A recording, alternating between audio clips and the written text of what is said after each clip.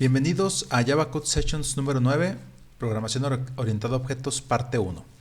Soy Luis y antes de iniciar con esta sesión de código en Java, los invito a que se suscriban a mi canal, que en los comentarios me escriban dudas, sugerencias o qué tema les gustaría que tratáramos en el canal de Java Code Sessions.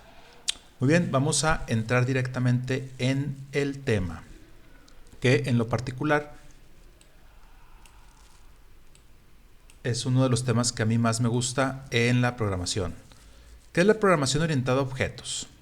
Bueno, antes de arrancar también los quiero invitar a que descarguen el código fuente de estos ejemplos de mi GitHub. Les dejo la liga en la descripción y en el primer comentario. ¿Qué es la programación orientada a objetos? Es un enfoque o un paradigma de programación que utiliza el concepto de objeto u objetos para intentar, yo digo para intentar modelar cosas, datos o comportamientos del mundo real. En Java, estos objetos son instancias de una clase. En este caso, la clase sería la plantilla que define las propiedades o variables y los comportamientos que va a tener el objeto, comportamientos o métodos. Haciendo una analogía muy rápida, la clase sería como el plano de una casa. Entonces, la clase con todas sus características y ya la casa física, concreta, construida, que puedo tocar, sería el objeto, con sus atributos particulares cada uno. Entonces, de un mismo plano, de una misma clase, puedo obtener varias casas, varios objetos, cada uno con sus características propias. Una clase, al final de cuentas, es un archivo donde voy a declarar todo esto, ¿no? Normalmente hay un archivo por clase, que puede ser que haya más de una clase de un archivo. Y yo siempre utilizo esta estructura. Primero los atributos, después los constructores, después los métodos, luego los getters y setters, que son unos métodos especiales, y luego los métodos equals, hashcode y toString. Estos, aunque no son obligatorios, porque ya están definidos en la clase padre de todas las clases de Java, que es la clase object, todas las clases heredan de esa clase por default, ya tienen estos métodos implementados, pero los podemos implementar nosotros para personalizarlos de acuerdo a nuestras necesidades. Entonces vamos a ver un ejemplo. Yo tengo aquí la clase auto dentro de un paquete, que el paquete es como la carpeta donde va a estar el archivo guardado, que se llama el paquete org.javacodesessions.poo.modelo. Todas aquellas cosas que yo intento modelar del mundo real, que es mi modelo de objetos, yo normalmente lo pongo en esa paquete, carpeta que se llama modelo. Esto final casi siempre va a ir a guardarse en alguna base de datos, en algún sistema, en un software. Entonces lo pongo ahí en el modelo. Entonces aquí tengo la clase, se llama auto. Primero le describo el paquete, que es donde va a estar. Pongo el import de algunas clases o objetos que voy a utilizar. Después los comentarios. Esa es una forma de escribir comentarios que luego me generan el Javadoc. Todo esto lo podemos ver después con mayor detalle. Y después tengo la declaración de la clase.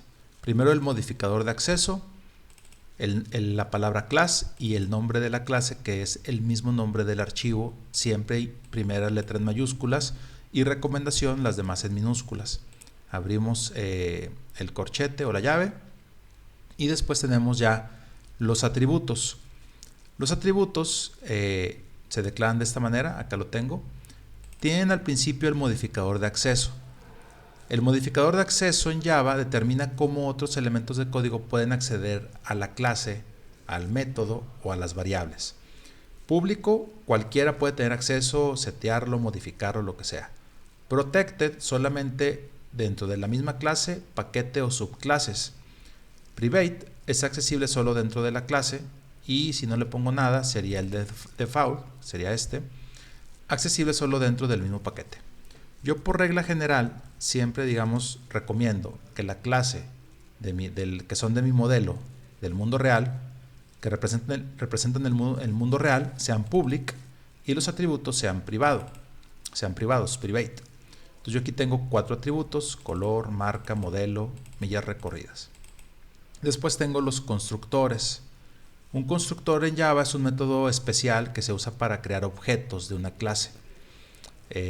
Tienen el mismo nombre de la clase y se ejecuta, pues tiene que ejecutarse forzosamente para crear el nuevo objeto. permitiendo establecer los valores iniciales para sus atributos.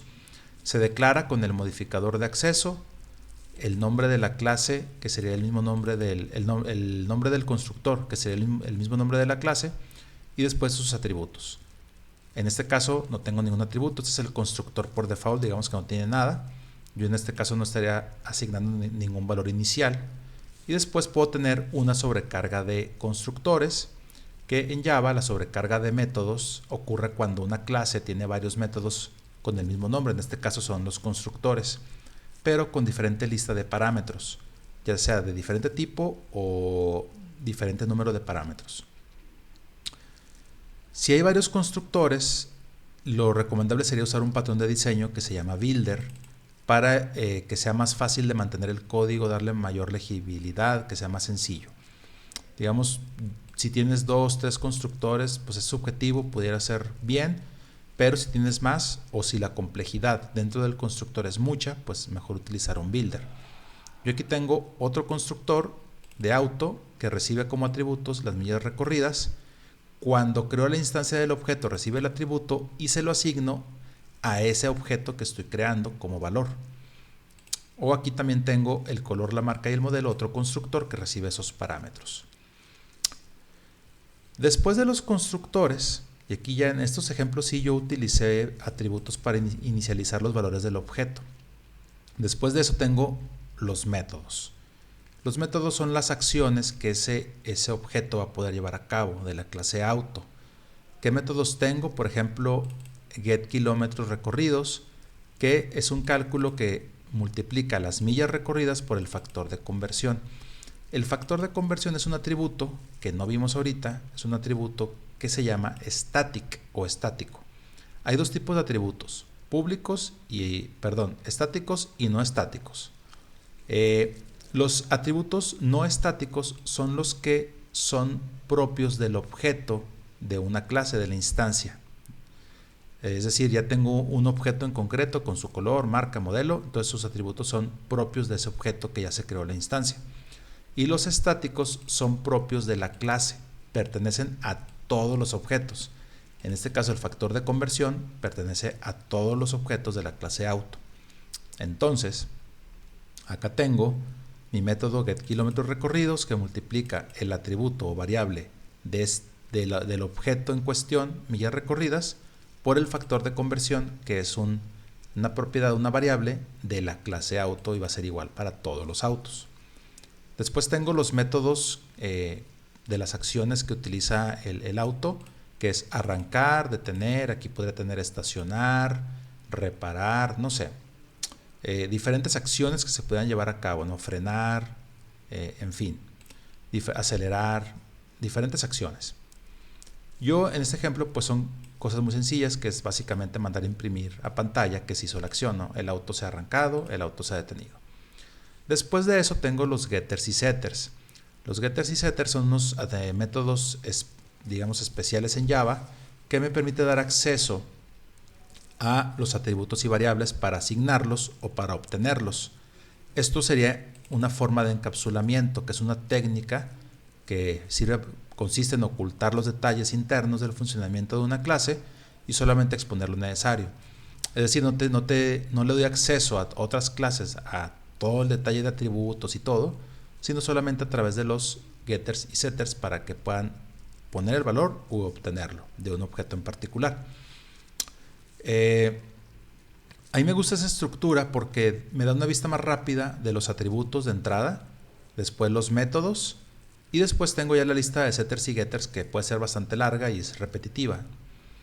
Aquí tengo todos los setters y getters, uno por cada atributo no estático de la clase. Estos siempre son públicos. Y después tengo los métodos equals, hashcode y toString. Estos, por ejemplo, el equals me sirve para comparar dos objetos, para determinar si son iguales en su contenido.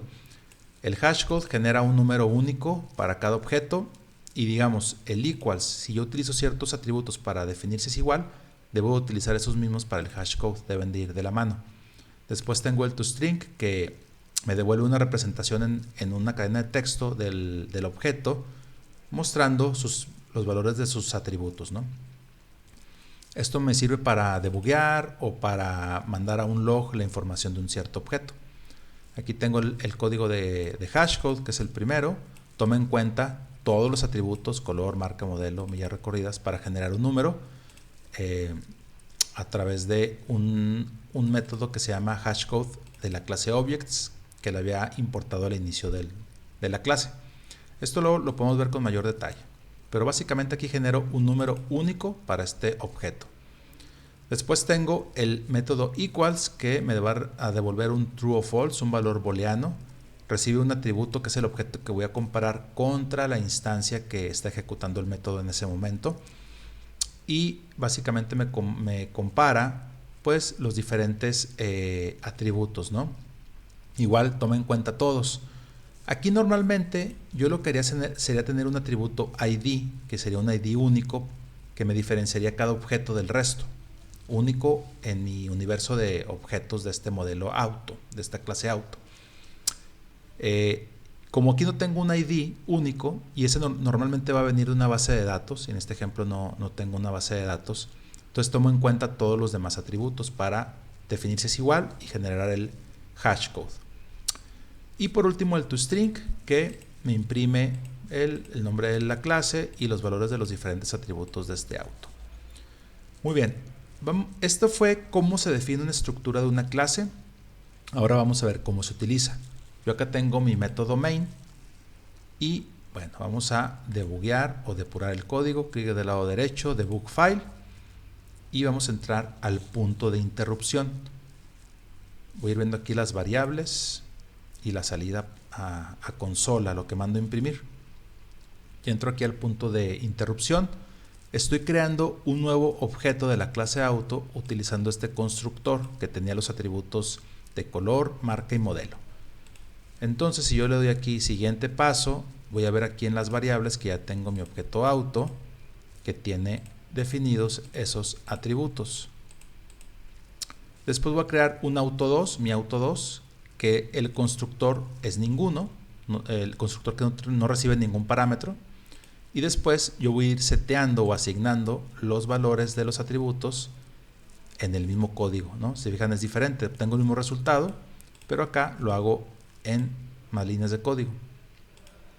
Entonces voy asignando los valores y ya tengo acá mi auto 2.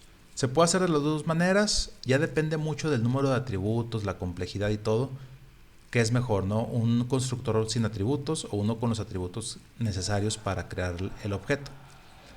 Entonces voy a utilizar ahora el método toString para imprimir esos dos objetos en la consola, y aquí vemos que me imprime el auto color rojo, marca Toyota, el modelo, las millas y ahora el segundo. Esto lo toma del método toString. Después tenemos los métodos de arrancar y detener. Para ver el ejemplo se mandan a llamar de esa manera, y aquí está lo que se manda a imprimir. Y después estoy creando un auto 3 que estoy utilizando el constructor de las millas recorridas.